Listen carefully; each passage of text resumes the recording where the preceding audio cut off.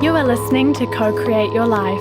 In this podcast, we delve deep into the law of attraction, dispel common misconceptions, and give our listeners the tools they need to build a magical, purposeful existence in their everyday lives. Reclaim the creative power you already possess and join us at co-creationcoaching.org/create. That's co-creationcoaching.org/create. Welcome to Co-Create Your Life. This is episode 28. Are you controlling your beliefs or are your beliefs controlling you? I am Brandon Oliveris. And I'm Christine Oliveris. And I'm Justin Williams. And today we have hopefully quite an interesting topic going on about your beliefs and what, the influence, the effect that they have on you. So I think that'll be interesting. Before we get into that, of course, I have an announcement, and that is that if you want to see the show notes or sign up for the transcript or even leave a comment on this podcast, which we always appreciate, you can go to co-creationcoaching.org/create028. I'm really excited because we're almost at episode 30, and that will be pretty cool. So, again, today's topic is beliefs. I know I've talked about beliefs before, but I've mentioned this in the support call the other day, and or in the creator circle rather call, and about this course I'm taking. I mentioned this guy that I'm reading about, Vishen Lakhiani, and this course I'm taking, Become Limitless, and he's talking a lot about beliefs. So it's got me thinking about the effect that beliefs has on us, and I'll talk a bit about what he has to say about it in a little while. But first, you know what time it is? It is time for our weekly segment, Quote of the Week. And this week's quote is from Maxwell Maltz. And so I think this is a really cool quote this week. So he says, "It is no exaggeration to say that every human being is hypnotized to some extent, either by ideas he has uncritically accepted from others, or ideas he has repeated to himself or convinced himself are true. These negative ideas have exactly the same effect upon our behavior as the negative ideas implanted into the mind of a hypnotized subject by a professional hypnotist." Yeah, right. That's a long That's a quote. complicated quote there.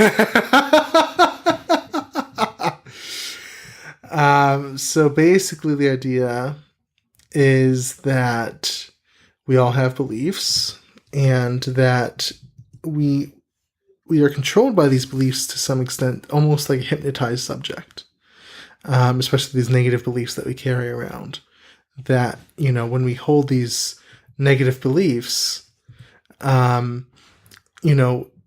like we're hypnotized. We go around life and don't really think critically about these beliefs, and so we just accept them. It's the same as being hypnotized. So I thought that was a really interesting quote, and it really touches upon this subject that I want to discuss, the power that beliefs have. And I'm talking mainly about, in a negative way, your negative beliefs that you hold, that you may not even realize that you're holding, because I get clients all the time that, we do a lot of belief work because that's just a big part of this stuff. And a lot of times, I'll pinpoint a belief that they're holding and they didn't even realize that that was part of what they were holding. I'll say often, one little thing, and they'll sort of, it'll click and they'll say, "Oh," the light bulb goes off. Or you say something and probably trigger a negative belief, and then they react. Not usually. Usually we're just poking around and, they tell me what they're feeling. I mean, that can happen. I'm more talking about when you do that to me. Oh, yeah. Well, but Well, usually that's different. That's my job. No, just kidding. That is your job. It is your job. Someone has to point out your blind spots. That's right. So, but I'll do this to a client a lot of times, and I'll say one little thing, that I can see because I'm an objective third party, and they'll not even realize that was a belief. This happens all the time. And it's really shocking. I mean, no, it happens to me too, so I know how it is. It's not unique. It happens to, I think, everyone. Yes, So, it does. I discover them about me. Yeah, exactly. I'm just sitting here talking them out like Right. right now. And then I was doing it like the last several months. Right. And it's hard because a lot of these beliefs are in our blind spot. We don't realize it because these beliefs woven together sort of make up this net or this cage around us. And we will happily, or at least willingly, live within the confines of this cage for oftentimes our entire lifetimes, never realizing that it was of our own making and that we have the power to deconstruct it and to do what we want to do, to have freedom. And that's why, a lot of why I'm in this work, because I do see that I'm a very observant person, as both of you know. And I thought you had all blind spots. Oh, You are very observant. Yeah, and when I'm interacting with others, I'll witness and observe their beliefs that they're operating by. And it's really fascinating to watch that. Sometimes sad because it's a negative thing that they're letting affect them. But, I'll watch that, I'll observe that. And that's why I do this sort of work, because deconstructing those beliefs is so freeing. I know I've had to deconstruct a lot of my own. I mean, I mentioned before how I dropped out of college. I had to deconstruct the belief that I could only be successful if I graduated college. That was a major belief drilled into my head from childhood. I had to deconstruct the belief that I had to get a traditional job to be successful. And yeah, that's a hard one. That one is like, people point out, well, it's easier to do it. That just doesn't mean you have to do it that way. I love telling people that. Right. Man, you don't have to do it the way, to say, the majority of your people or even peers are doing it. You can do it different if that's going to work for you, man. Right. Don't follow the herd all the time, man. Right, exactly. Yeah. I mean, it's just, we have these rules in place that are just fake. They're not real. They're just beliefs.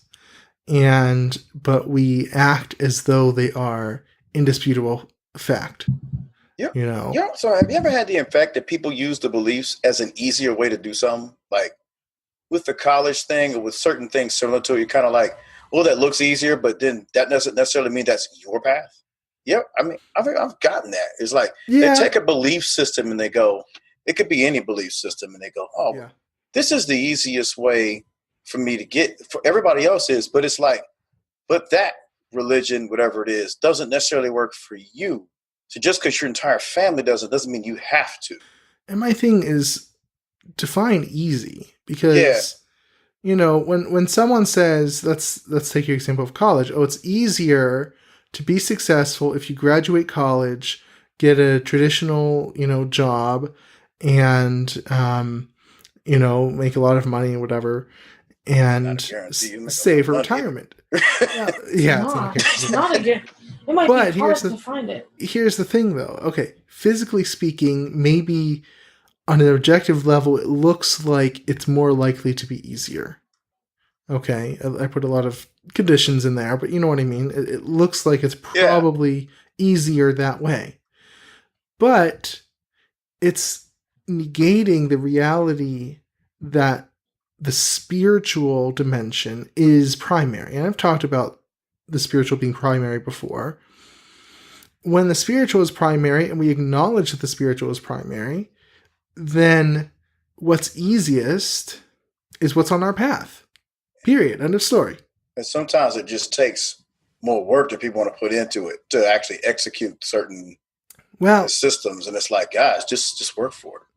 Right. Like, don't be afraid. But sometimes it's actually easier to follow our path. Yeah, it was definitely easier to do that. It feels more graceful to follow. Right. And it's, maybe less certain sometimes, but let's say you follow the traditional path, you graduate college, you go get a practical quote unquote real job. And okay, but your soul feels dead. And then you're wasted. Yeah. And then, you're depressed. I mean, so many people, millions and millions of people are depressed today. I mean, millions are on some kind of psychiatric medication, antidepressants, anti-anxiety medication. We just talked about that in the reader's question the other day. And is that really easier? I mean, and then they push off their dreams until they're retired, and now I can actually go on vacation and stuff. Oh, but wait, I didn't save enough money, and so, and so they don't actually ever fulfill their dreams because they were stuck. They were hypnotized, going back to the quote, by this idea that this was the right path for everyone. And I think we forget that we have free will because, we think, for having free will, and your parents drilling these beliefs, you may as well not because you forget about it. But we have to remember that our life is our life. But, parents, I don't think realize the damage they can cause their kids. Well, sure. Or any belief system can do that. I think, parents are often well-meaning because, I mean, I don't think it's necessarily about free will. It's about parents thinking, and my mother was like this, that that's the only way to be successful, or the most guaranteed way. And it's like, so they encourage their kids to do that.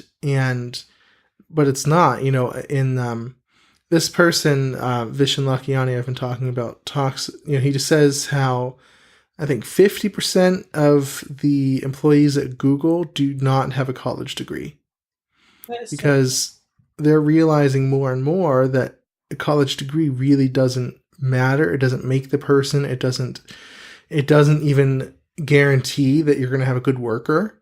And there are lots of good workers who don't have a college degree. Especially in that tech field. I really wish I had gotten... You can break and I've tried to tell people this because they say, I got to get this. You can break the rules in some fields in the tech field. You can't do it in all fields. Don't try that. But in the tech field, definitely you can break the rules and do some things that you couldn't do in the human service field. So it's pretty neat. I like that because that kind of was trying to head that way a little bit from time to time. I still have an opening or two there if I really wanted to, I guess, pursue it. So I kind of like that feeling. I think that's a case of the grass is greener on the other side because I think you can break the rules in any field if you really try. I mean, there are people doing it. If you look in any field, there are people who are going against the flow, going against the grain. Yeah, to a certain degree. Breaking the rules. You know what I mean?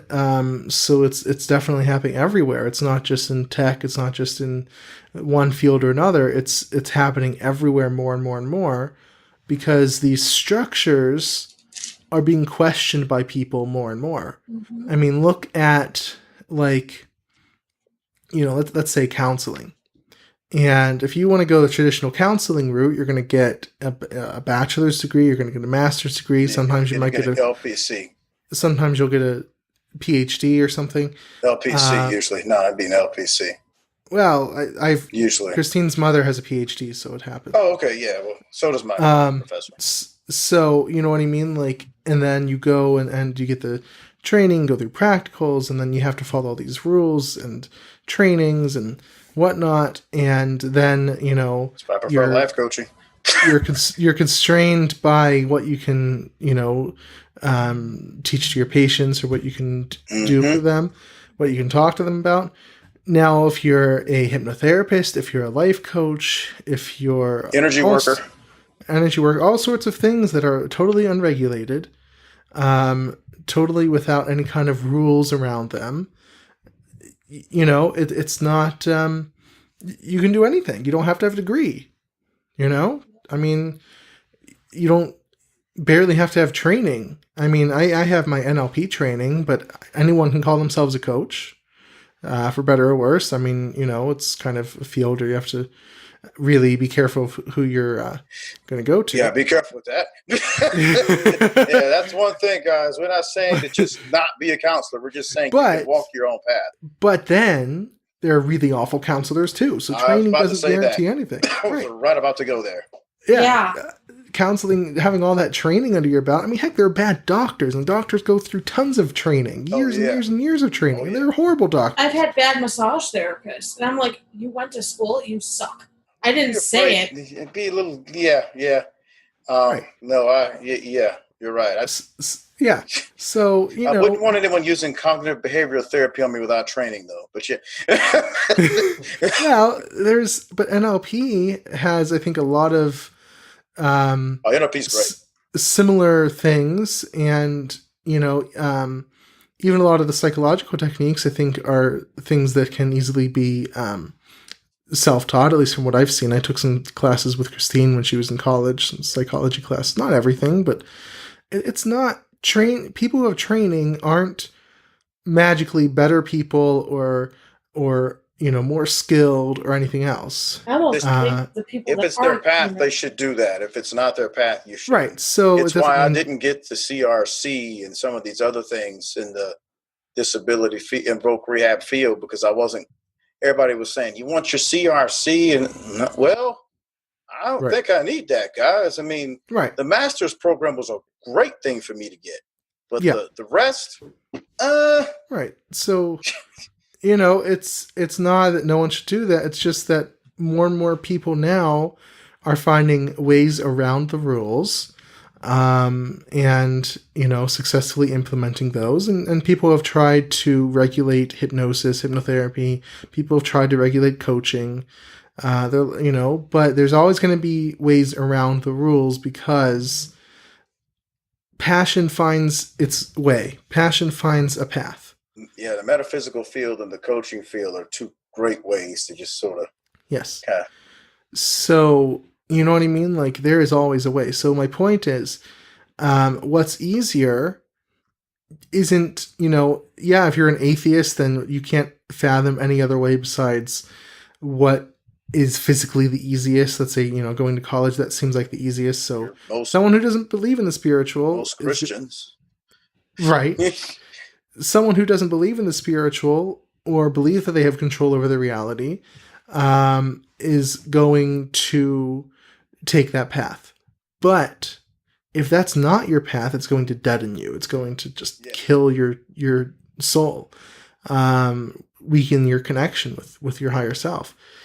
And so, following your path, while it's a bit uncertain sometimes, is by far, in my opinion, the easiest. So, there are a lot of rules, or so-called rules, in every area of life, that we have to be bold enough to question, to find another way, if that's what we're called to, and that's what we do. So it can be anything, but like I said, if you are being held by these beliefs, it's not good for you, and you're going to be kind of trapped by them, and it's hard to find your way out unless you're willing to question those, and which is hard. It's scary to do that. I've done that all my life to the best of my ability, questioning rules, questioning, what had to be done and things like that. And it's why I don't really work in any religion. Because it's just not my thing. I'm not into rules. It's just not what I do.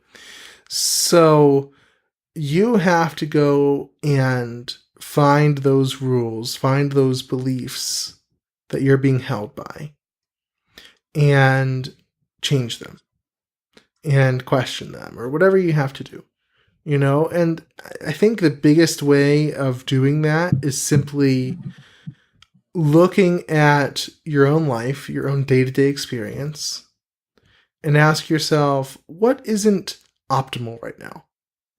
And really being 100% honest with that, not well, I have to do this, so that doesn't count. No, everything counts. Okay, everything's on the table. What do I always tell you, Christine? There are no sacred cows. Yeah, it's true. There are no sacred cows, and you've got to get whatever it is you. No sacred cows. Every belief is on the table on the chopping block, so to speak. So you to say be I questioned. It's okay to compartmentalize stuff if you know you're in a certain area. Like, for example, if you got to get a project done, okay, we have to have these beliefs. But for the most part, you don't want to have something sneak up on you and go, oh man, I could have let that go 3 or 4 or 5 months ago. Exactly. You know? or years. Yeah, years months. ago. I've seen people do it for years and years and years. Yeah. And you know, it's so you have to ask yourself, what's not optimal in my life right now? What am I not crazy about? What am I not absolutely insanely, ecstatic about in my life right now? And I'm not saying you can change that tomorrow, but you can start by acknowledging what you don't like in your life and just putting the question out there. I've talked about before a long time ago, I think back in maybe even 2015, the universal search engine, I think, was a post I had a long time ago. Yeah. And wait a minute. That wasn't that long ago. That was 2016. Maybe, I don't know. Yeah. Early 2016 if so, I don't know. You can search for it and know. That's true. But I had this post quite a while ago, over a year ago, about the universal search engine. And I mentioned it a few times, actually. I think one of my first posts in 2015 was about what, focusing on questions and getting answers. I do remember that. November 2015. But anyway, so what I talked about is the universe is primed to answer questions. Yeah. And I love this fact. I notice it all the time because I'll be writing a blog post, and I know I'm used to like channeling and being plugged in like that, but I'll be writing a blog post and be like, I don't know where I'm going next. So what I'll do, I'll write down a question. Okay, what would this person ask next?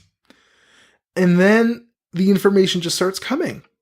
I don't come up with it. I don't think about it. I just start writing.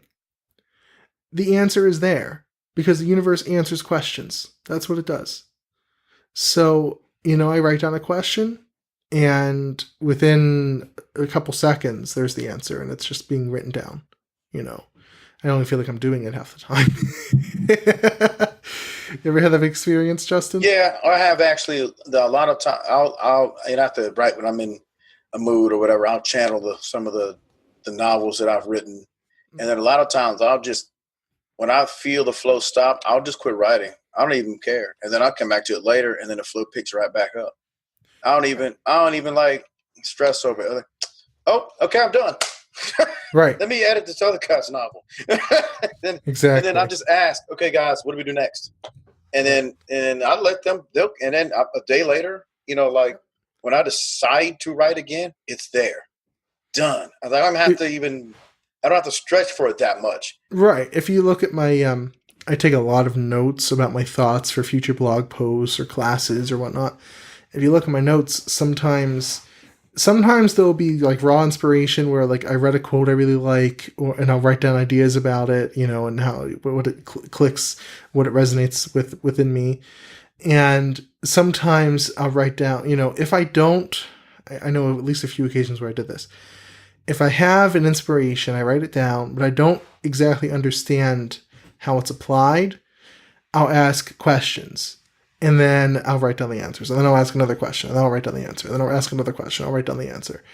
And just like that until I have a full understanding of it. But what I'm saying is, my point of all that was that when you ask a question of the universe, put it out there like, how can I change this belief? How can I get out of this situation I don't really like?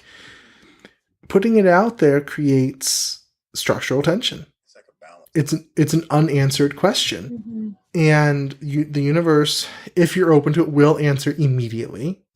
A lot of times we're not open to it if it's something we're really kind of attached to or kind of fearful about. So it will answer in signs and, different things that you see throughout your day. Ask questions of the universe. I do this all the time. I do too. Every single day. I will say, hey, tell me how to do this. Or what am I doing wrong here? It doesn't feel like something's missing here.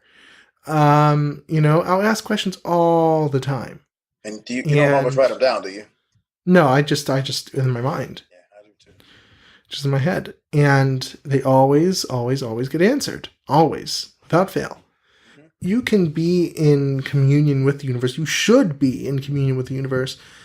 I don't understand, like, a lot of religious people will talk about prayer as though it's this, like, one-sided thing. Mm-hmm. And, they're praying about it, blah, blah, blah.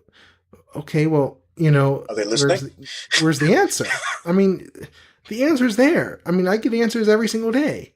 Are they listening? Exactly. If you keep praying, actually, you won't get an answer because you won't be listening. Because you won't get a chance to. You're black. So, it's the answers are there. I mean, seriously, there is no excuse for us not having answers in this life. Yes, we're, pretty far removed from the source of things and whatnot, from our higher selves and whatever, but we still have that connection. And, you have to practice opening that and asking questions and getting the answers to those questions in one way or another. And they are always there. There's always something listening out there. Yeah. And not even out there, just right here within yourself. Yeah, your connection. Your connection with the universe. You will get answers.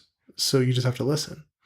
But that's what you have to do with beliefs, is question them. And if you're stuck in one where you don't know the way out, then ask, how can I get out of this? And of course, there is, hint, hint, coaching.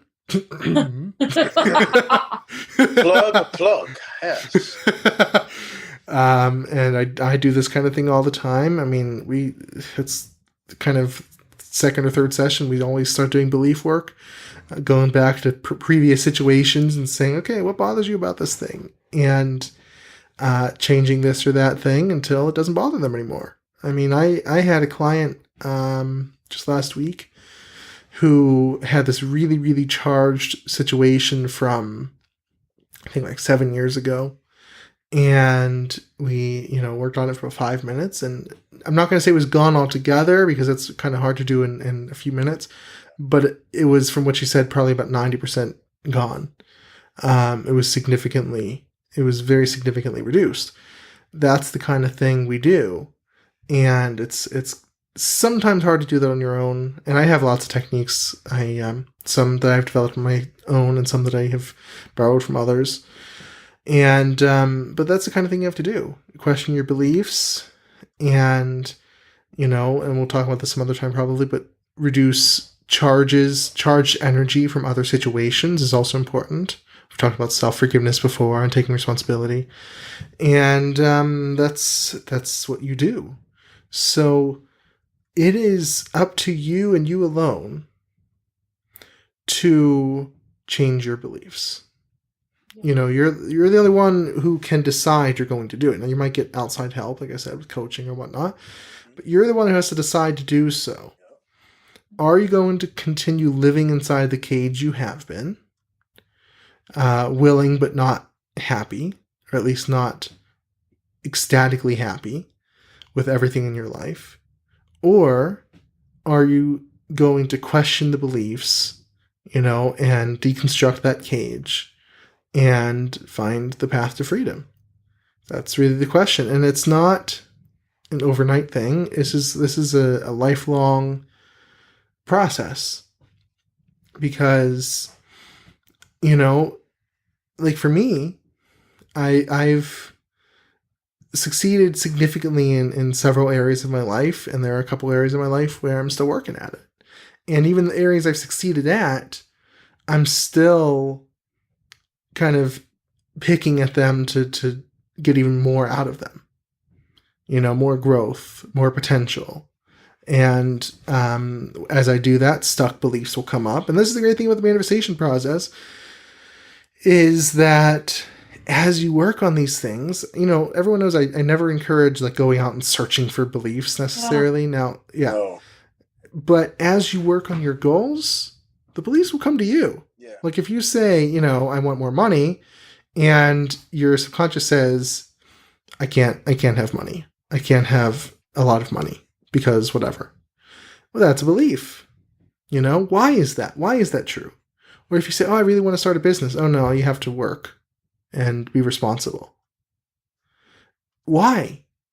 And these beliefs are going to sound really, really, really obvious and really, really, really just like fact. Just the way things are. And you have to be willing to question everything. Like I said, no sacred cows. Everything's on the table to be questioned. And only when you do that can you really start making huge progress. It's not easy. I always kind of pick on those who make the law of attraction out to be like this easy thing where you just visualize and make vision boards and affirmations and you get your thing in a few days or a couple weeks or whatever. This is work. It really is. It takes belief change. It takes persistence. It takes trust.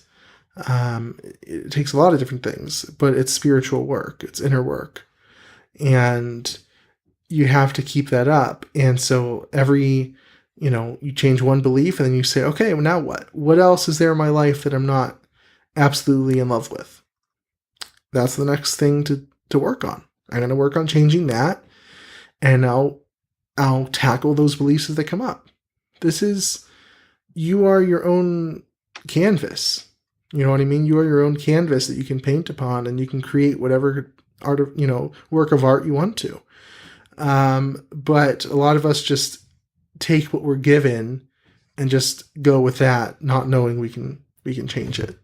And I think that's unfortunate because we can absolutely change it. So that's the process, and I'm not going to get into really specifics. I've talked about the specifics of changing beliefs before. I've talked about the work before, which is my favorite. I use it all the time. Although I've modified it in my coaching practice. I've added a question. I won't say that question here because then why would you come to me? Come on, Brandon. No. What's the question, man? Don't keep us in suspense. But I have find out and get coaching. Yeah, find out. I have added a question. I have added a question to it that, to me, really takes it a lot farther than you can otherwise, and really speeds up the process of changing that belief and switching to something opposite of that.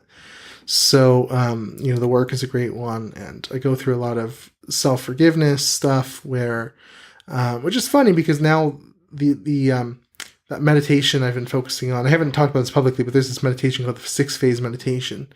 And part of that is forgiveness of someone else, of a situation. I think it could be of yourself too.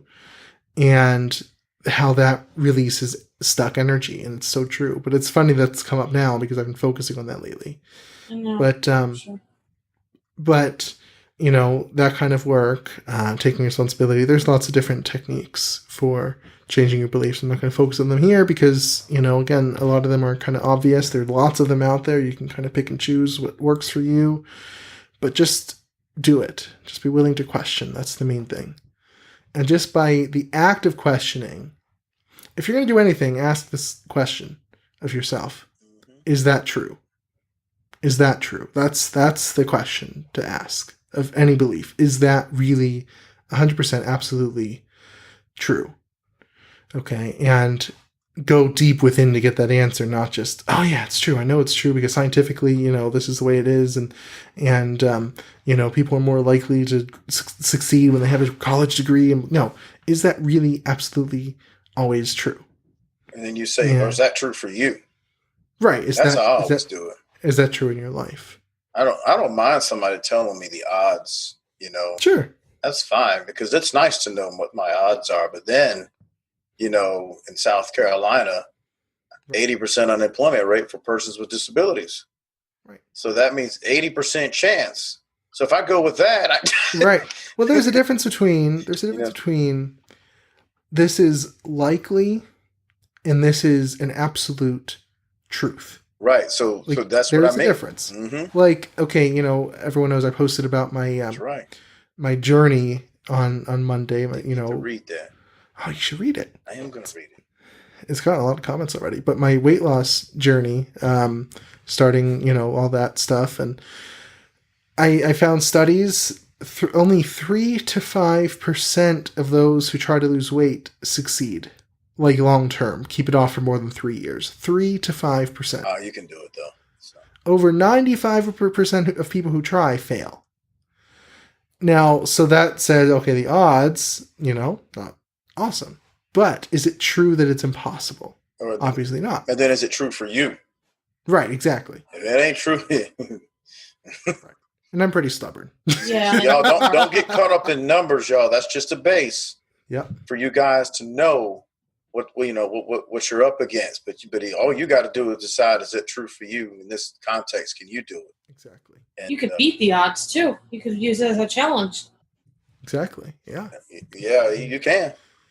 You know, when you say it's all how you look at it. When you say there's only 3 to 5%, well, there are some people who succeeded then. That's right. I need to talk to those people. Yeah, right. It's all what you focus on, right? You're going to focus on the ones who fail or the ones who succeed. So that's how it works. So I hope that it helps everyone, and I think it's a good discussion that we had to have. And so if you would like to see the show notes for this or sign up for the transcript or leave a comment, you can go to co-creationcoaching.org/create028.